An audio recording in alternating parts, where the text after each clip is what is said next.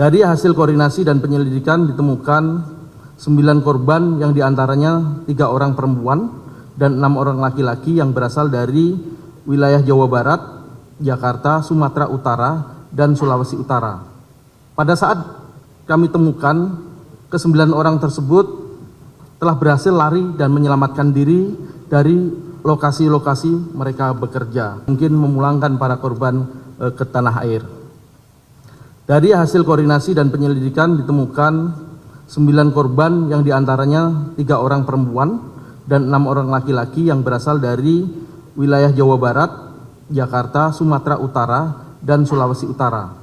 Pada saat kami temukan, ke-9 orang tersebut telah berhasil lari dan menyelamatkan diri dari lokasi-lokasi mereka bekerja. Bahwa korban melarikan diri dari tempat bekerjanya masing-masing karena selalu mendapatkan perlakuan kekerasan, baik fisik maupun psikis, di tempat mereka bekerja.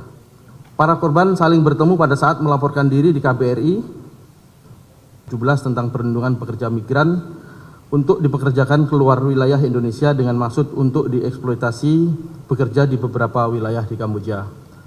Rekan-rekan sekalian dan yang kami hormati, adapun kronologis penyelidikan yang kami laksanakan oleh tim adalah sebagai berikut, bahwa berdasarkan laporan pengaduan masyarakat, dalam hal ini orang tua korban yang diterima oleh Des Ketenagakerjaan Barreskrim Polri pada tanggal 8 Desember 2025 serta informasi dari media sosial tentang adanya dugaan tindak pidana perdagangan orang terhadap warga negara Indonesia yang dipaksa bekerja sebagai admin judi online atau scammer serta mengalami kekerasan fisik. Para korban juga sempat membuat video viral di media sosial terkait unggahan para korban yang memohon bantuan agar bisa dipulangkan ke Indonesia. Saya kira rekan-rekan media paham dan ingat adanya video ataupun viral di media sosial tersebut.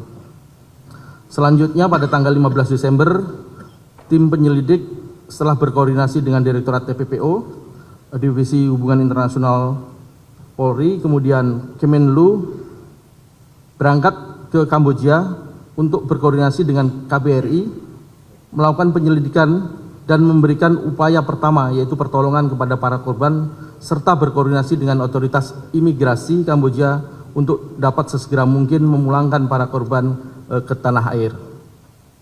Dari hasil koordinasi dan penyelidikan ditemukan 9 korban yang diantaranya 3 orang perempuan dan 6 orang laki-laki yang berasal dari wilayah Jawa Barat, Jakarta, Sumatera Utara, dan Sulawesi Utara. Pada saat kami temukan, ke-9 orang tersebut telah berhasil lari dan menyelamatkan diri dari lokasi-lokasi mereka bekerja. Bahwa korban melarikan diri dari tempat bekerjanya masing-masing karena selalu mendapatkan perlakuan kekerasan, baik fisik maupun psikis, di tempat mereka bekerja.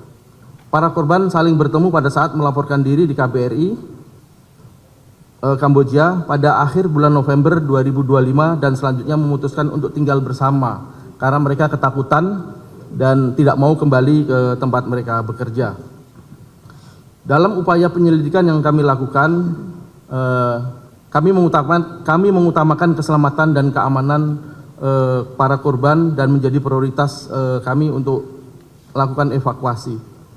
Alhamdulillah saat ditemukan oleh penyelidik ke-9 korban dalam keadaan sehat dan salah satu korban bernama saudari Aisyah dalam keadaan mengandung dengan usia kandungan 6 bulan.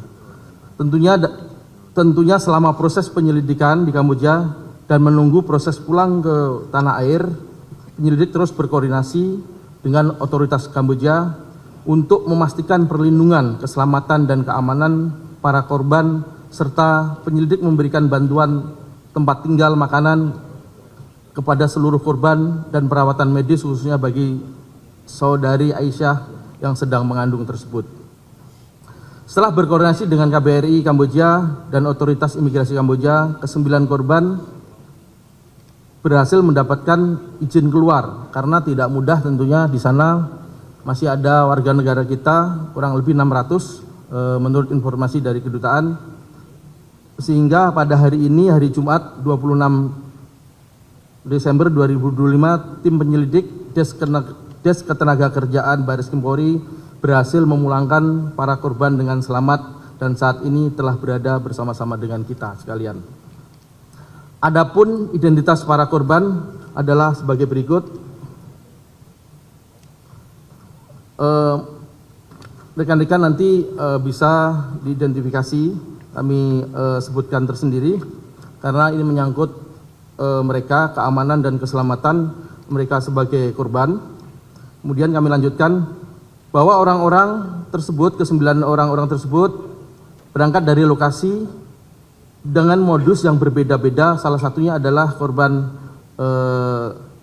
dan bersama suaminya diiming-imingi oleh seseorang yang mengaku sebagai operator di sana untuk bekerja di perusahaan dengan dijanjikan gaji 9 juta rupiah per bulan.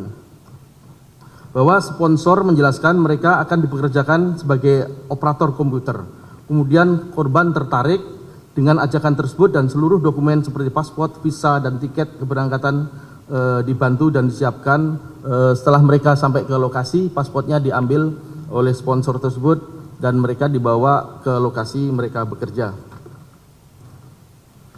Setelah tiba di Bandara Phnom Penh, Kamboja, korban dijemput dengan taksi, kemudian diajak selama perjalanan 4 jam. Kebetulan mereka baru pertama kali menuju Kamboja.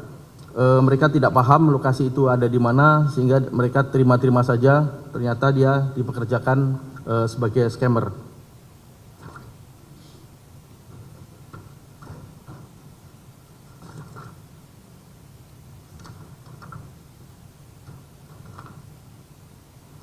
Saya kira itu yang kronologis rekan-rekan 9 orang pekerja WNI kita di Kamboja.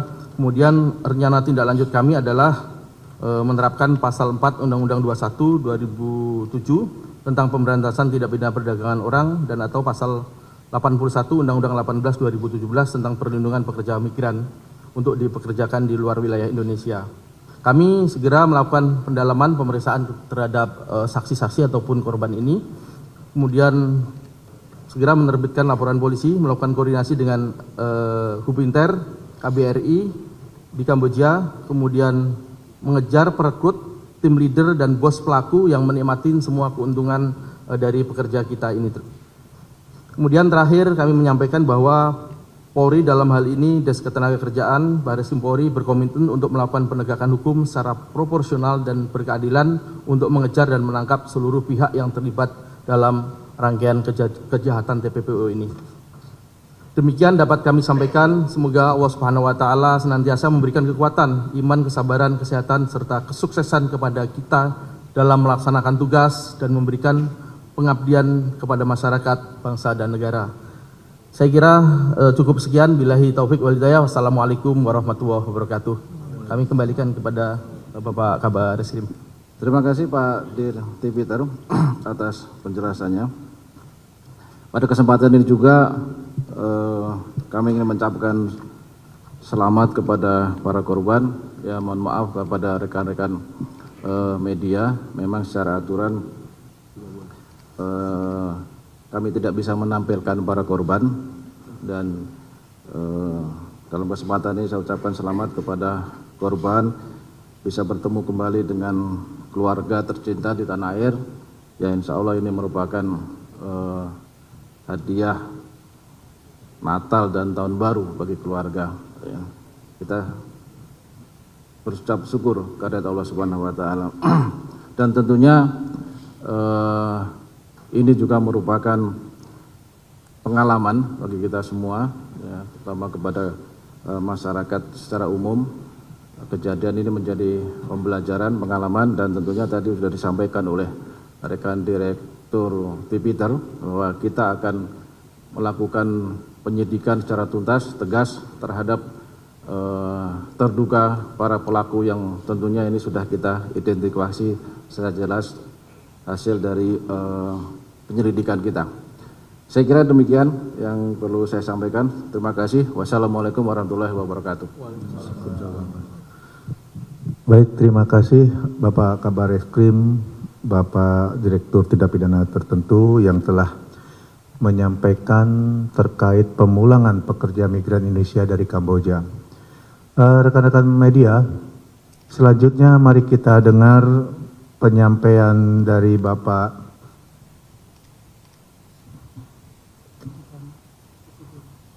Andi Gani Nenawea selaku Presiden KSPSI.